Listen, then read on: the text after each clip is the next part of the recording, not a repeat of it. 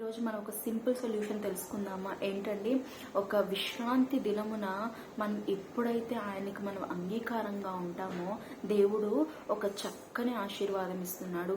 మరి నీ ప్రార్థన దేవుని సన్నిధిలో వినబడాలంటే ఒక సొల్యూషన్, ఒకే సింపుల్ స్టెప్ అండి. సింపుల్ సొల్యూషన్ ఏంటంటే, నువ్వు విశ్రాంతి దినమున దేవుని సన్నిధిలో ఉండుట, విశ్రాంతి దినమున నువ్వు పాటించుట. ఎప్పుడైతే నువ్వు ఆయన నామం అపవిత్రపరచకుండా, ఏ కీడు చేయకుండా నిన్ను బిగబట్టుకుని రూఢిగా ఆయన వెంబడిస్తావో ఆయన నిన్ను తప్పక ఆశీర్వదిస్తాడు. అదే ఇక్కడ యెషయా గ్రంథంలో రాసి ఉంది. ఏంటంట, మనం ఎప్పుడైతే మన కీడు చేయకుండా మన చేతిని బిగబట్టుకుని ఆయన నామం అపవిత్రపరచకుండా ఉంటే దేవుడు తప్పక మనల్ని ఆశీర్వదిస్తాడంట.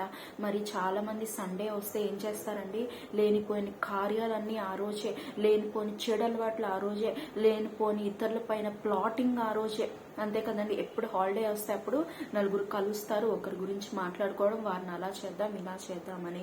లేకపోతే ఒక త్రాగుడు, ఒక జూదం, ఒక సినిమాలు, లేదా ఒక వ్యభిచారం, ఇలాంటి వాటన్నిటినీ చేసి దేవుని యొక్క రోజుని, విశ్రాంతి దినమును అపవిత్రపరుస్తున్నారు. కానీ దేవుడు అన్నాడు, ఎవరైతే నా విశ్రాంతి దినమును పవిత్రపరిచి నా పట్ల రూఢిగా నమ్మి నా విశ్రాంతి దినమును ఆచరిస్తారో, కీడు చేయకుండా వెనక తీస్తారో వారిని నేను ఆశీర్వదిస్తానని దేవుడు చెప్తున్నాడు. మరి అట్లనే అన్యులను గూర్చి, ఒక అబద్ధాన్ని ప్రేమించే వారిని గూర్చి, ఒక మాయలో నుంచి ఒక అన్యుడు వచ్చి దేవుని నామమును, ఆయన విశ్రాంతి దినమును పాటిస్తే గొప్ప భాగ్యం దేవుడు ఇస్తున్నాడు. ఏంటంటే, ఆయన ఆస్తిలో పాలిస్తాడంట దేవుడు, ఆయన ప్రాకారంలో ఒక భాగం ఇస్తాడంట.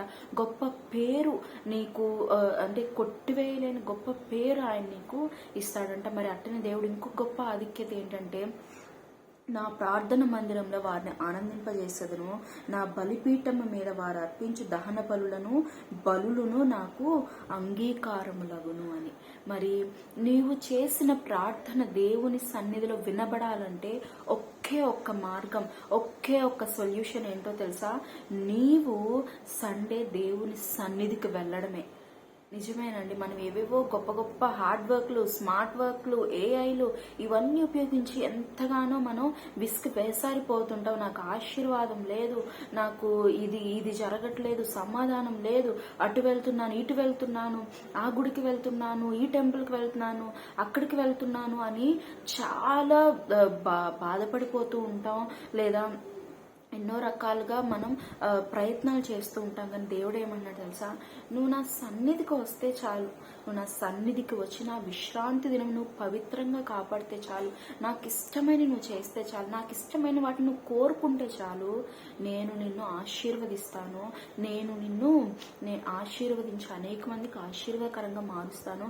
నీ ప్రార్థన అవసరతలు ఏదైతే ఉన్నాయో నేను వాటిని అంగీకరిస్తాను. అదే కదా అండి ఈ రోజుల్లో మనిషి బాధ ఏంటి? మనుషుడిది, నేను చేసిన ప్రేయర్ దేవుని దగ్గర వినపడాలంటే నేను ఏమి చేయాలంటే, దేవుడు సింపుల్ స్టెప్ చెప్తున్నాడు.